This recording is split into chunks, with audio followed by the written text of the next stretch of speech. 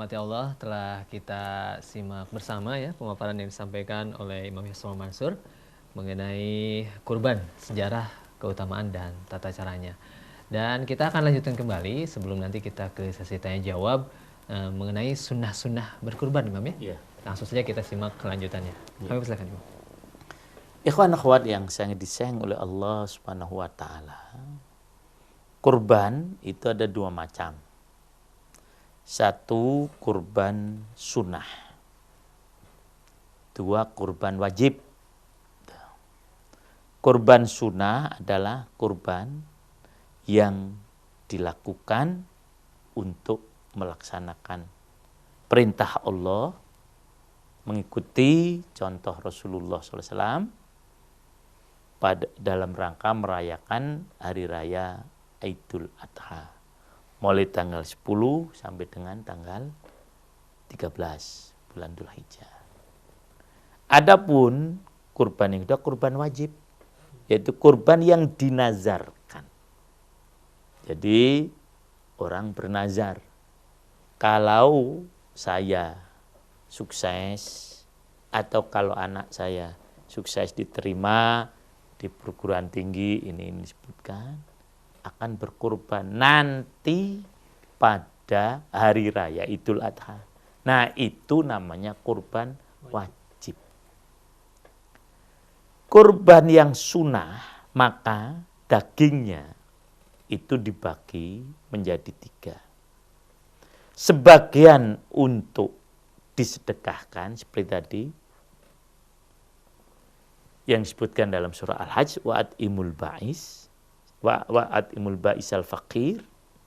Kemudian sebagian dimakan untuk yang berkurban, sebagian dia hadiahkan. Haram hukumnya daging kurban dijual. Haram. Bahkan haram juga diberikan kepada orang yang menyembelih sebagai upah, tidak boleh. Jadi ini daging kurban, ini upah buat kamu, tidak boleh. Nah, itu daging kurban yang sunnah. Tidak boleh dijual, maupun juga dia jadikan sebagai upah untuk yang menyembelih. Apalagi daging kurban wajib.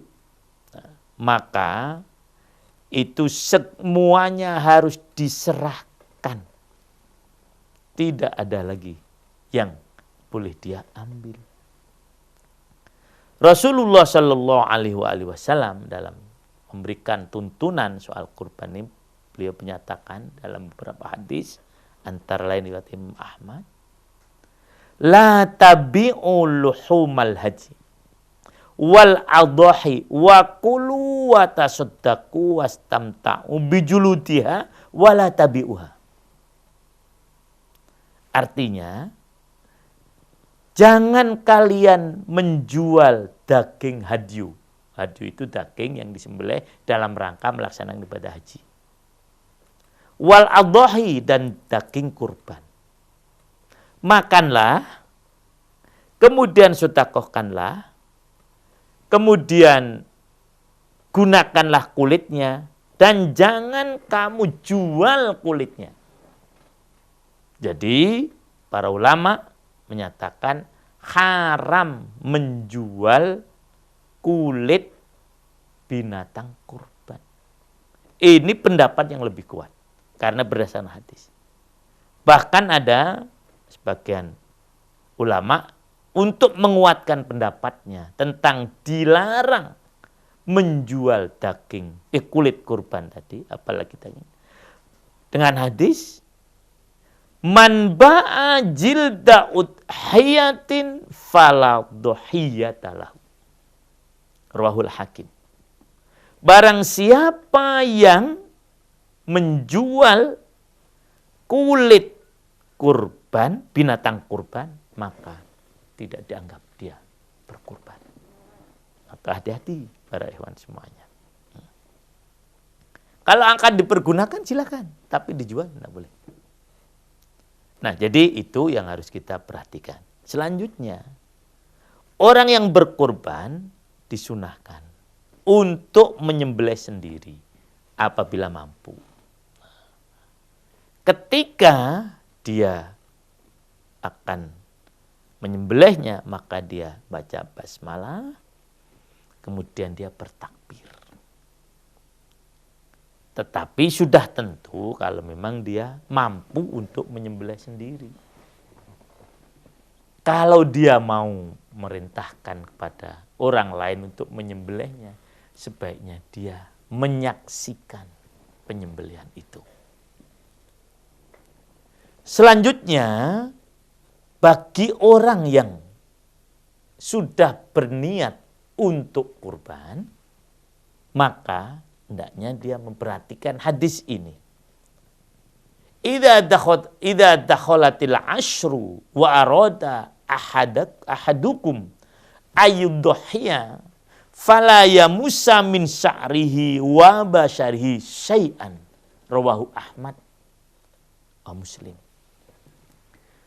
Apabila, arti hadis tadi, apabila telah masuk 10 hari, artinya hari pertama di bulan Dzulhijjah, dan seseorang di antara kalian ingin berkurban, maka janganlah sedikit pun dia menyentuh atau memotong rambutnya dan mengupas kulitnya, atau ada hadis lain memotong kukunya. Nah, hadis ini merupakan bimbingan pada kita, terutama bagi yang telah mempersiapkan berkurban pada hari raya Idul Kurban dan setelahnya tanggal 11, 12, 13 Dzulhijjah. Apabila telah masuk tanggal 1 bulan Dzulhijjah, hendaknya dia menahan diri untuk tidak mencukur rambutnya. Dan sudah tentu apa yang ada di dalam tubuh. Demikian pula dia tidak boleh memotong kuku. Baik kuku tangan maupun kuku kaki. Dan tidak boleh mengupas kulit yang ada di badannya. Baik itu di telapak tangan maupun itu di telapak kaki, ujung jari, tumit dan sebagainya. Larangan ini, ikhwan akhwat, bagi yang memiliki kurban dan akan berkurban, bukan bagi seluruh anggota keluarga. Jadi bukan orang yang keluarga yang akan berkurban, tidak. Tapi bagi yang memang dia ingin berkurban, sebaiknya itu tidak melakukan halal tadi. Nah, larangan ini berakhir hingga orang tadi menyembelih kurbannya. Kalau dia sudah menyembelih pada hari yang ke-10, hari itu juga dia boleh mencukur rambut, boleh memotong kuku. Tetapi kalau dia misalnya menyembelihnya pada hari yang ke-11, ya pada hari yang ke-11 itu larangan tadi bebas. Begitu juga pada hari yang ke-12 dan 13. Nah, para ikhwan semuanya, inilah tuntunan bagi orang yang akan berkurban. Walaupun di sini para ulama ikhtilaf, tetapi akan lebih selamat apabila kita melaksanakan hadis ini. Apalagi mungkin hadis ini dianggap gharib, insya Allah bagi orang-orang yang melaksanakan sesuatu yang gharib, dia akan mendapatkan kemuliaan. Sebagaimana sebuah hadis, badal Islamu ghariban wa sayaudu kama bada ghariban fatuba lil ghuraba, rawahu Muslim. Islam ini mulainya asing dan nanti akan kembali asing. Berbahagialah orang-orang yang asing. Ini tuntunan dari Rasulullah sallallahu alaihi wasallam, walaupun kemudian diikhtilafkan oleh para ulama. Oleh karena itu kami tidak menyatakan bahasanya haram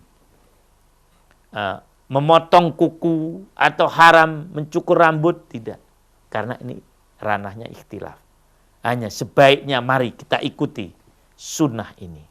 Bagi yang sudah berniat berkurban, maka mulai tanggal 1 bulan Dzulhijjah, sebaiknya kita tidak memotong kuku, tidak mencukur rambut, ya itu. Sehingga insya Allah kita lebih dapat mengikuti sunnah atau tuntunan Rasulullah Shallallahu Alaihi Wasallam.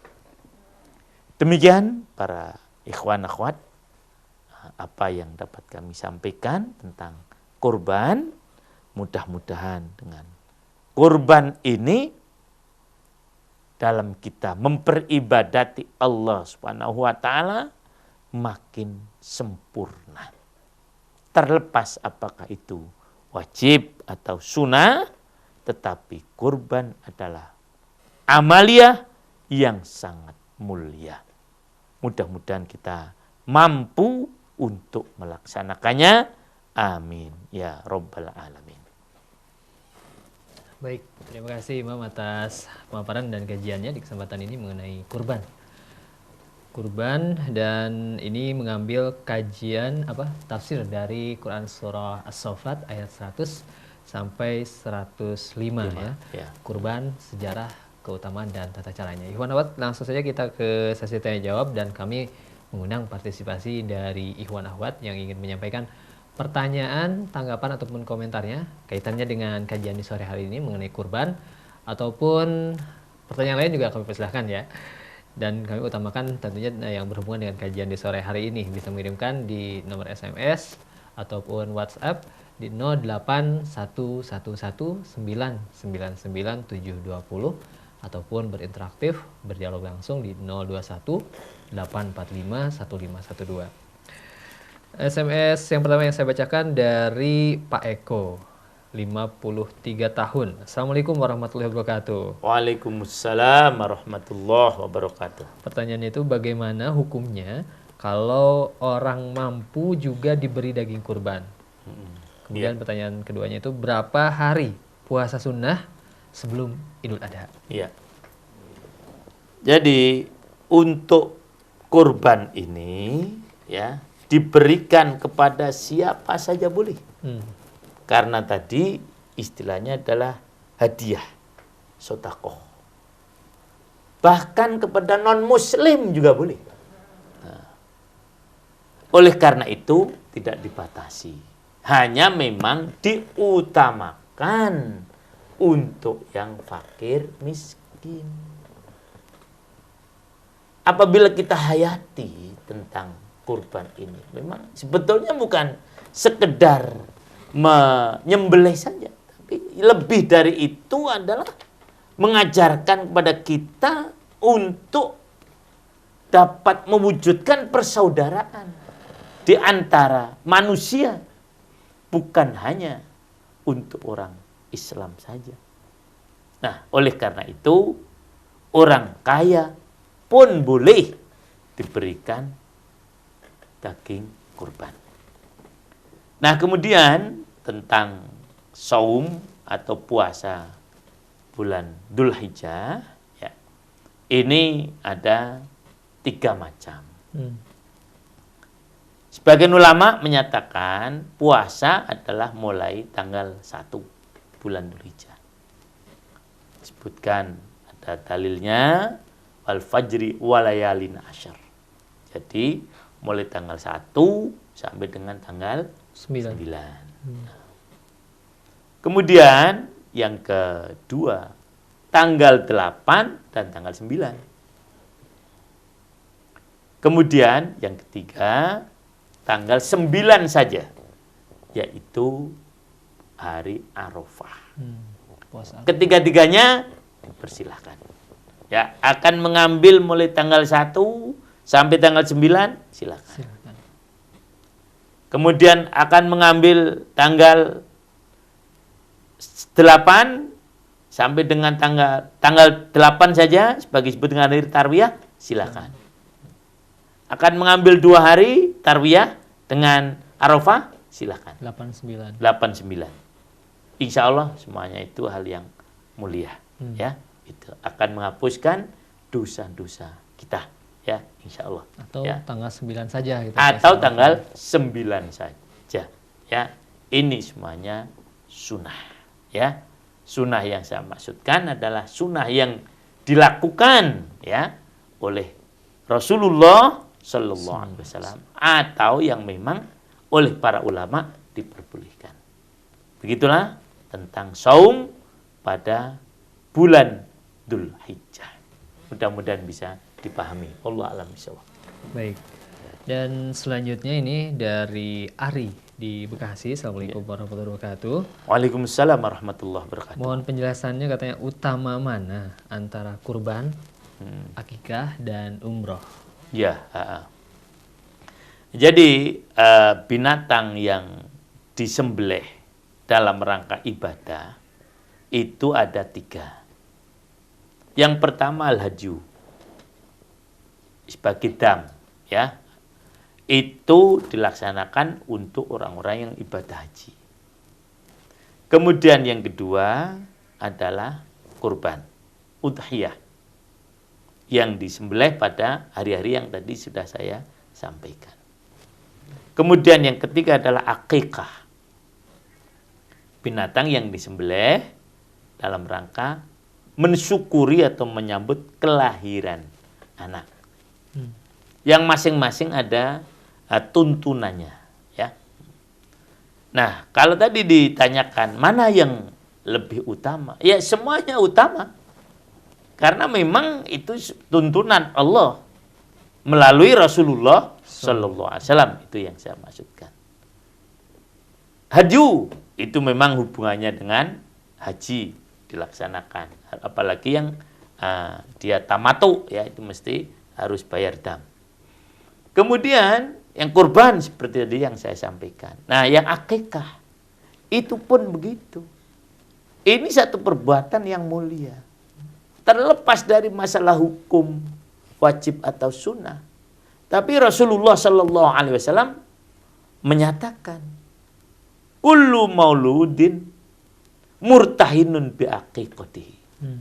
Setiap anak yang lahir itu tergade dengan akikahnya. Artinya apa? Sebelum dia akikah, maka anak tadi belum ditebus secara dohirnya, itu masih milik Allah Subhanahu wa Ta'ala. Itu pengertian murtahin. Belum milik kita. Sehingga disebutkan dalam syarah-syarah hadis, apabila anak tadi meninggal sebelum balik, maka dia tidak akan bisa memberikan syafaat kepada kedua orang tua. Karena itu masih milik Allah Subhanahu wa Ta'ala. Belum kita tebus. Nah, kita sembelih untuk anak kita binatang yang sudah ditentukan oleh Rasulullah SAW, yaitu apa? Kambing. Tidak diperbolehkan sapi seperti tadi, unta, tidak. Ya. Untuk kurban sapi, kambing, unta, kemudian kerbau, silakan. Tapi kalau untuk akikah, sunnah dari Rasulullah adalah kambing. Kalau laki-laki 2, kalau perempuan 1.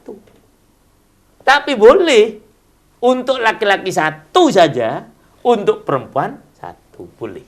Ya, semuanya berdasarkan hadis. Nah, kemudian memang ada beberapa tuntunan yang membedakan antara akikah dengan kurban. Ya. Akikah tadi, ya. Kita disunahkan menyembelihnya itu pada hari yang ke-7. Yudbahu yauma sabihi wa yuhlaqu wa yusamma. Pada hari yang ke-7 itu anak diakikahi. Kemudian dicukur rambutnya. Kemudian rambut tadi disedekahkan, kemudian diberi nama. Jadi yang terbaik itu. Jadi pada hari yang ke-7, prosesi kesyukuran kita menyambut anak sebagaimana tuntunan Rasulullah Shallallahu Alaihi Wasallam adalah dengan 3 hal. Yang pertama akikah, yang kedua dicukur rambutnya, kemudian ditimbang dengan perak, disedekahkan harganya kepada fakir miskin. Nah, kemudian setelah itu diberi nama. Nah, kalau kurban sebaiknya dibagikannya adalah mentah. Tapi kalau akikah sebaiknya dibagikannya adalah matang. Nah, dan memang tidak ada ketentuan untuk sekian-sekian yang dibagikan, sekian yang dimakan, tidak ada ketentuannya. Yang penting adalah disedekahkan. Nah, jadi itu semuanya adalah utama dan penting. Kalau tadi ditanyakan Utamaan. mana yang lebih utama? Ya. Semua tuntunan Rasulullah sepanjang kita mampu melaksanakannya utama semua. Nah, jadi kita haji dengan membayar dam, menyembelih kurban. Kemudian untuk Idul Adha kita sambut dengan kurban. Kemudian anak kita sambut dengan akikah. Nah, mudah-mudahan kita semuanya dapat melaksanakannya. Imam tadi kan di garis bawahi sepanjang kita mampu. Iya. Nah, untuk akikah kalau mungkin yang tidak mampu, yang fakir gitu, itu sudah lepas dari Lepas. Nah, ya itu. akikah itu. Nah, dan waktunya tadi ada beberapa pendapat. Yang terbaik memang hari yang ketujuh. Kalau tidak mampu disebutkan dalam 10 salam, ya syarah dari Kitabul Maram, boleh kelipatannya. Kalau enggak ke-7 ke-14, ya. Kalau tidak 14, kemudian ya hari yang ke-21. Kemudian sebagian ulama menyatakan maksimalnya anak tadi belum balik. Ya, itu ini. Jadi sebelum anak tadi balik boleh masih diakikahi. Ada sebagian kalau sudah balik sudah tidak perlu diakikahi walaupun orang tuanya sudah mampu karena memang fungsi daripada akikah tadi agar anak tadi bisa memberikan syafaat ketika anak tadi meninggal dunia dan dia belum balik. Kalau sudah balik sudah selesai. Itulah tentang waktu dari akikah. Ya. Baik, kita lanjutkan SMS selanjutnya dari Nina di Bekasi. Assalamualaikum warahmatullahi wabarakatuh. Waalaikumsalam warahmatullahi wabarakatuh. Saya mau bertanya, katanya benarkah kalau saum pada bulan Idul Adha itu sama seperti kita saum 1000 tahun? Kemudian dan benarkah juga benar atau tidak sebelum kita sholat Idul Adha disunahkan untuk saum terlebih dahulu? Ya. Terima kasih. Ya. Jadi soal saum di bulan Arafah, di bulan Dzulhijjah ya tadi ya. Yeah. Seperti 1000 tahun saya belum mendapatkan hadisnya. Mungkin nanti akan saya cari. Adapun untuk sholat Idul Adha kita disunahkan untuk tidak makan lebih dahulu. Sunnah ya itu ini. Sama seperti Idul Fitri, kita disunahkan untuk futur lebih dahulu. Sekali lagi sunnah. Untuk makan dulu ya. Nah, jadi untuk Idul Fitri disunahkan kita makan dahulu. Sementara untuk Idul Adha kita disunahkan untuk tidak makan dahulu. Itu tadi yang mungkin disebut dengan apa? Saum ya. Tapi maksudnya adalah tidak makan sebelum sholat. Inilah keindahan ajaran Islam ya. Kenapa Idul Fitri disunahkan makan dulu? Karena memang sejak itu hari itu dia sudah boleh makan lagi. Itu. Nah, kemudian kenapa di Idul Adha makanya nunggu nanti? Karena memang pada waktu penyembelihan kurban itulah nanti kita dapat makan bersama-sama. Jadi semua sesuai dengan fitrah manusia. Itulah ajaran Islam. Indah sekali dan sesuai dengan apa yang diinginkan oleh manusia. Sudah tentu yang fitrah ya. Oleh karena itu, yang dimaksudkan tadi saum, maksudnya adalah tidak makan lebih dahulu sebelum sholat Idul Adha. Ini pun sunnah. Dan sebaiknya mari kita lakukan. Kita hidupkan sunnah ini. Karena memang mungkin sunnah ini banyak yang sudah tidak lagi merhatikan. Fatuba lil ghuraba, kata Rasulullah SAW. Berbahagialah orang-orang yang asing. Kemudian dalam hadis yang disebutkan, siapa orang asing?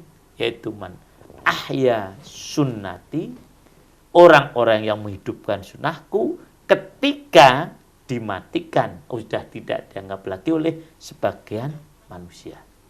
Mari para ikhwan semuanya dan para akhwat, sebelum kita melaksanakan sholat Idul Adha, sebaiknya kita jangan makan dahulu.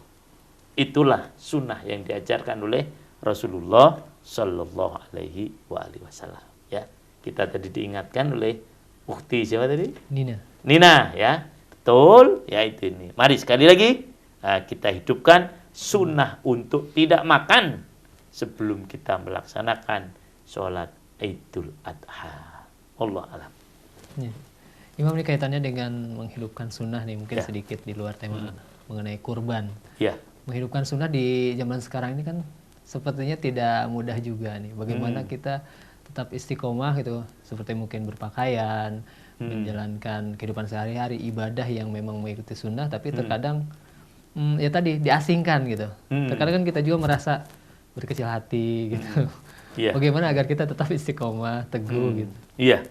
Ya memang salah satu hal yang dapat mendorongkan kita untuk ihya'us sunnah adalah mencintai Rasulullah Sallallahu Alaihi Wasallam. Kalau kita mencintai seseorang, mesti kita ingin mengikuti apa yang dilakukan oleh orang itu. Nah, kalau kita mencintai Rasulullah Sallallahu Alaihi Wasallam, kita akan mengikuti apa yang dilakukan oleh Rasulullah Sallallahu Alaihi Wasallam. Nah, karena memang ya kita tidak ada yang lebih pas, yang tidak mungkin salah dalam diikuti kecuali Rasulullah Sallallahu Alaihi Wasallam. Kalau manusia yang lain bisa salah, tapi kalau Rasulullah dijaga oleh Allah SWT maksum. Hanya memang sunnah ini seperti yang dulu pernah kami sampaikan, itu para ahli hadis juga para ahli usul fikih membagi-baginya. Ada sunnah yang memang itu tidak perlu kita ikuti walaupun dilakukan oleh Rasulullah Sallallahu Alaihi Wasallam. Apa yang menjadi tradisi kebiasaan orang di mana sekitar Rasulullah hidup? Apa? Misalnya beliau selalu makan kurma, makan gandum. Kita tidak perlu harus makan kurma, makan gandum karena itu hanya kebiasaan saja. Lah, kemudian mohon maaf, pakaian. Pakaian itu pun juga tradisi. Karena memang orang-orang Arab itu pakai jubah, ya beliau pakai jubah. Nah, apakah orang selain Arab juga harus pakai jubah? Ini tidak semacam itu. Tapi kalau dia mau pakai jubah ya silakan. Tapi itu bukan dalam masuk kategori sunnah yang diperintahkan. Nah, itu yang pertama. Jadi sunnah yang tidak mesti harus kita ikuti. Yang kedua, sunnah yang wajib kita ikuti. Artinya tidak ada dalam Al-Quran, tapi beliau laksanakan. Tetapi itu merupakan syarat, menjadi syarat atau rukun satu ibadah. Disinilah yang dikatakan oleh Abdullah bin Umar. Siapa yang menentang sunnah, dia kafir. Man khalafas sunnata faqad kafaru. Siapa yang menentang sunnah, dia kafir. Sunnah yang menjadi rangkaian ibadah, menjadi syarat rukun ibadah. Contoh, sholat.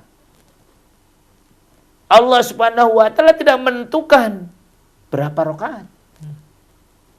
Duhur dicari di Quran berapa rakaat? Tidak ada. Tidak ada. Subuh berapa rakaat di Quran? Tidak ada. Begitu juga maghrib, isya, kemudian duhur. Tapi Rasulullah sudah mencontohkan duhur 4 rakaat, itu harus kita ikuti. Itu sunnah yang harus kita ikuti. Siapa yang tidak mengikuti sunnah ini kafir dia. Nah, semacam itu. Jadi inilah sunnah yang harus diikuti. Sunnah yang merupakan rangkaian dari syarat rukun dari ibadah. Kemudian sunnah yang memang betul-betul sebuah anjuran. Yang Rasulullah sendiri pun tidak menentukan sebagai satu kewajiban. Itulah yang masuk dalam ranah sebaiknya kita ikuti. Misalnya sholat sunnah rawatib. Kita laksanakan dapat pahala. Kita tidak laksanakan tidak dapat pahala. Nah, ya itu. Sholat duha. Rasulullah selalu sholat duha, tetapi memang beliau tidak mewajibkan. Artinya kalau kita mau sholat duha, silakan. Akan dapat pahala kita. Seandainya kita tidak sholat duha pun kita juga tidak dosa. Tapi jelas dia tidak dapat pahala.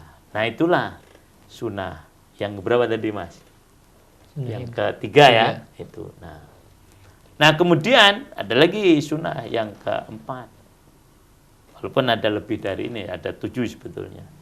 Nah sunnah yang tidak boleh kita ikuti. Artinya dilakukan oleh Rasulullah SAW. Tetapi kita tidak boleh mengikutinya. Contoh, beliau nikah lebih dari 4. Nah, tidak boleh kita mengikuti beliau. Karena ini khususnya bagi beliau. Nah, kalau kita bisa memahami ini, maka kita akan mudah kita kemudian membedahkan orang. Tapi juga kita tidak akan memudah-mudahkan, ini sunnah saja kok. Nah, semacam itu. Karena memang kalau kita cinta kepada Rasulullah SAW, kita akan mengikuti langkah-langkah beliau. Dan perbuatan-perbuatan sunnah ini kandungannya sangat dahsyat. Tidak hanya sebagai penyempurna agama, tapi kadang-kadang memang ada hikmah di balik itu semuanya. Karena Rasulullah SAW ketika bertindak itu mesti mengandung hikmah. Nah, jadi itulah para ikhwan semuanya tentang mengikuti Rasulullah SAW. Sama seperti kurban tadi. Rasulullah selalu berkorban. Rasanya belum pernah Rasul tidak berkorban. Nah, bagi kita yang ikuti sunnah Rasul, mari kita berkorban. Nah, itu terlepas dari ikhtilaf para ulama, wajib atau sunnah secara hukum. Tapi karena Rasulullah melaksanakan, mari kita laksanakan. Apalagi dalam kondisi sekarang ini, ya mungkin inilah salah satu cara orang-orang kaya untuk bisa memberikan bantuan kepada orang-orang yang sangat memerlukan. Al-ba'is al-fakir. Di mana tingkat kemiskinan ini makin meningkat. Ya itu ini. Nah, siapa tahu dengan kurban ini kita bisa memberikan kegembiraan kepada orang-orang yang miskin. Ya, itulah para ikhwan semuanya soal kurban. Nah, dan rupanya dengan kita mengikuti sunnah Rasulullah Sallallahu Alaihi Wasallam. Baik, nih satu SMS lagi mungkin ya Imam ya. Dari hamba Allah 08213375 sekian. Assalamualaikum warahmatullahi wabarakatuh. Waalaikumsalam warahmatullahi wabarakatuh. Alhamdulillah kami akan berkurban katanya. Tapi amin. atas nama keluarga kami bertiga. Bapak, ibu, dan anak. Nah bagaimana dengan ini? Terus apakah tiga-tiganya juga tidak boleh potong kuku dan lain-lain? Tidak. Seperti yang tadi saya sampaikan, bahwasanya bagi larangan untuk melakukan 3 hal tadi adalah bagi orang yang akan berkurban, bukan untuk seluruh anggota keluarga yang akan berkurban. Jadi siapa yang akan berkurban, itulah dia harus mengikuti harus sudah tentu tanda kutip dalam bahasa sunnah ya, mengikuti tadi. Nah, kalau untuk untuk sapi misalnya orang 3 tadi memang ya larangannya orang 3 tadi. Tapi kalau kambing kan untuk 1 orang. Maka untuk 1 orang saja. Tapi kalau misalnya ini untuk sapi ya, sapi kan dibagi 7. Tadi siapa tadi? Bapak, ibu, anak. Ini 3-3-nya untuk berserikat dalam sapi. Nah, ini tidak boleh. Nah, potong kuku atau potong rambut dan sebagainya. Sampai memotong hewan kurban. Tetapi kalau untuk kambing karena dia cukupnya 1 orang, ya sudah untuk siapa yang berkurban itu. Walaupun nanti boleh atas nama ya, keluarga akan dapat pahala untuk 1 orang, untuk 1 keluarga. Jadi kalau kambing itu 1 orang, tapi kalau untuk sapi itu 7 orang. Kalau 3 orang tadi memang berserikatnya di sapi, maka dia hendaknya melaksanakan hadis ini. Apabila dia ingin melaksanakan hadis ini, maka dia tidak memotong kuku, juga tidak memotong rambut.